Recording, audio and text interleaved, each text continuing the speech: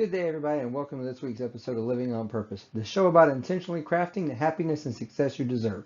I'm your host, Mark Barton, author of the Living on Purpose course and owner of Bought In for the Win LLC. If you like what you see in the show, please use the contact information at the end to connect with me to discuss how I can meet your coaching, consulting, and training and development needs. All right, now that the business parts are out of the way, let's get on with the show. In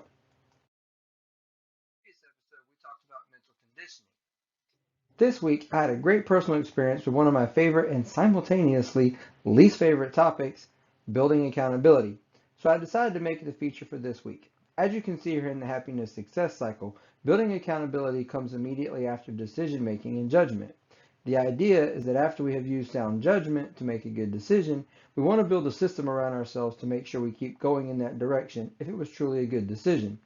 In both my personal and professional experiences, I've come to find that most of us have either an inaccurate or an incomplete idea of what accountability really is. So let's start this week by clarifying some of that. Most people's definition of accountability usually entails something to the effect of taking responsibility for your actions or keeping your word or being reliable or dependable. The problem is, all those things describe responsibility, reliability, or dependability, but not accountability. To give us the best idea of what accountability really is, I'm going to use my bilingual skills and borrow from Spanish. The word contar in Spanish means to count or to tell.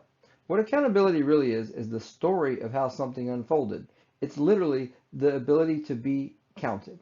The simplest example I can give you is the use of the word in the phrase bank account. If you show me your bank account, I'm going to tell you the story of exactly what happened to your money. I can also tell a lot about your habits of your life or the account of what you've been doing lately. So if the word origins of account or accountability come from telling the story, then how did that word get transformed into meanings such as taking responsibility for your actions?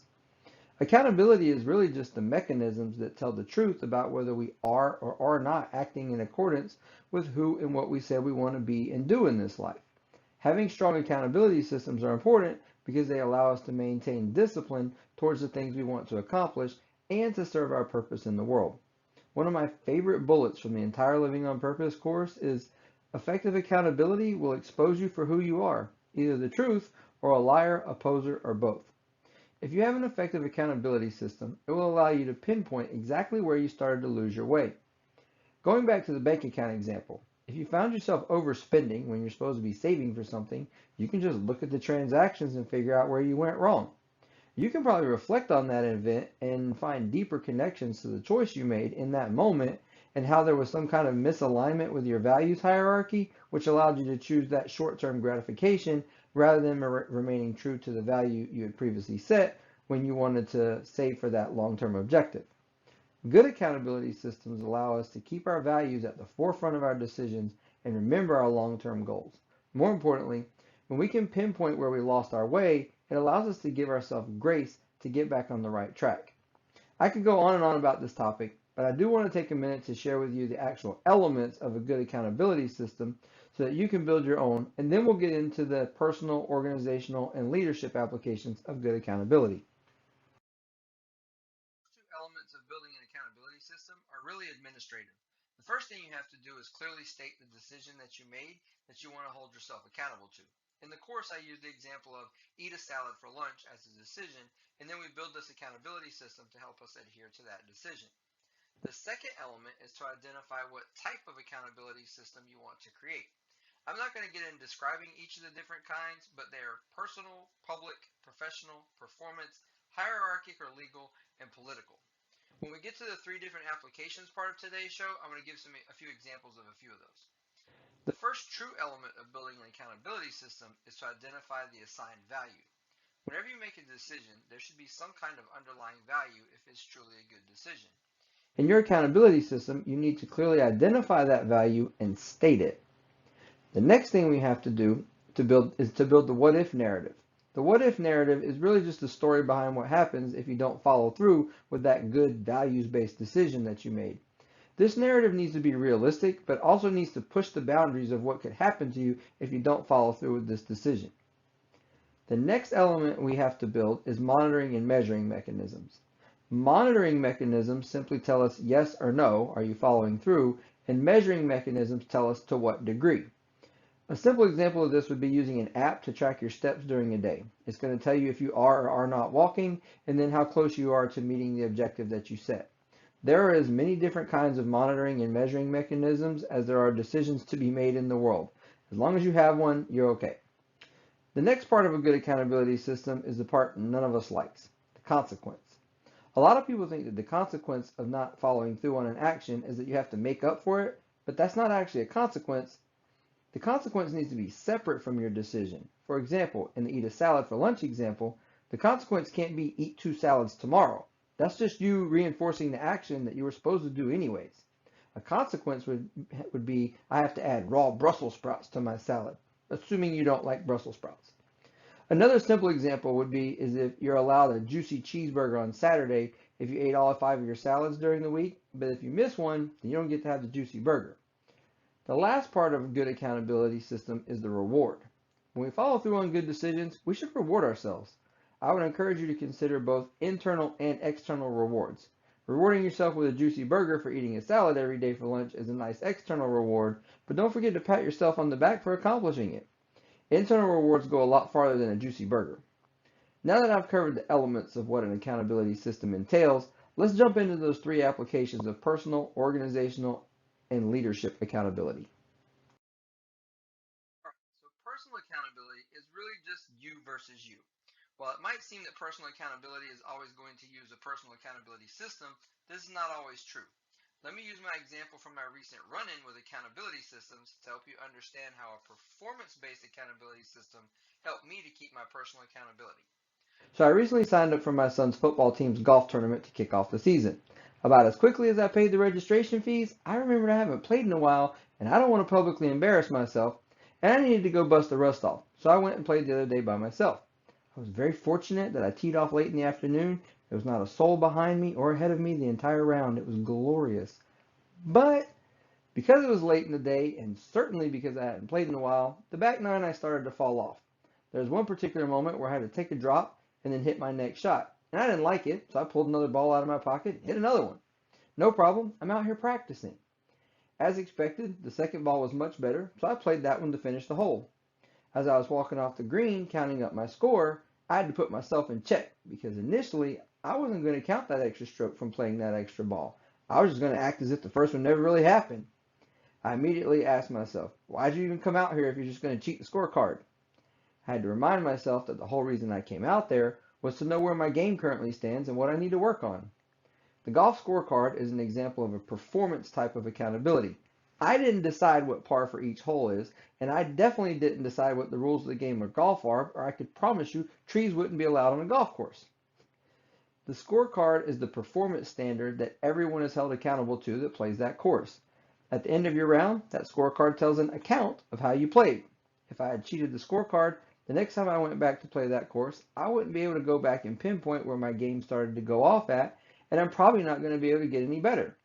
And just like when we can't pinpoint where we went wrong and with decisions in our life because we don't have proper accountability, I would have become frustrated with my golf game not improving, just as much as we get frustrated about our lives not improving. So, now that I've shared with you how much my golf game sucks right now, and it's also still a good accountability tool, let's talk about some ways that accountability can be applied at the organizational level. A lot of times the organizational level is one of the areas where the word accountability gets misused the most. Many organizations confuse goals and whether or not you are or are not achieving goals in place of accountability systems. To make matters worse, they like to say that they're holding members of the organization accountable because they have this really robust set of consequences and rewards to highlight how the organization is or is not meeting performance standards. Now, a lot of you are probably saying, well, Mark, isn't that what you just told us a few minutes ago the accountability is? You described monitoring and measuring mechanisms, you used performance metrics, and you applied consequences and rewards. True, there are some elements that are in place, but most accountability systems in organizations lack the ability to actually give you the account of what went right or wrong. And there's almost certainly never an organizational value that is tied to the accountability. Let me give you a simple example that can be found all throughout the corporate world. Let's take a generic sales department at Widgets Worldwide. Corporate tells the sales manager they need to hit 100,000 widget sales this quarter. The sales manager has 10 people in the department or organization, So he shares this 100,000 widgets objective with everyone and says, I need each of you to hit 10,000 widget sales this quarter.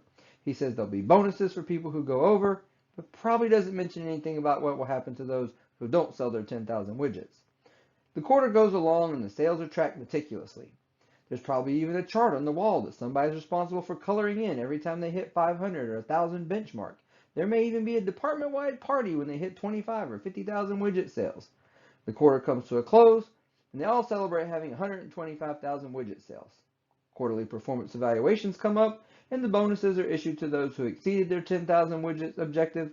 Those who came up an acceptable number short are assigned coaching or possibly a peer mentor of one of the overachievers to make sure they can meet next quarter's quota. And those who underperform are fired. The sales manager reports back to corporate that although as a department they met the goal, some of the members had to be held accountable for not doing their part. The reason that this isn't accountability is because it doesn't tell us anything about why the overachievers overachieved or the underachievers underachieved. It doesn't account for the fact that Jane only got 3,500 sales because she was too busy being responsible for coloring in a chart every Friday or because she was single-handedly organizing the benchmark parties.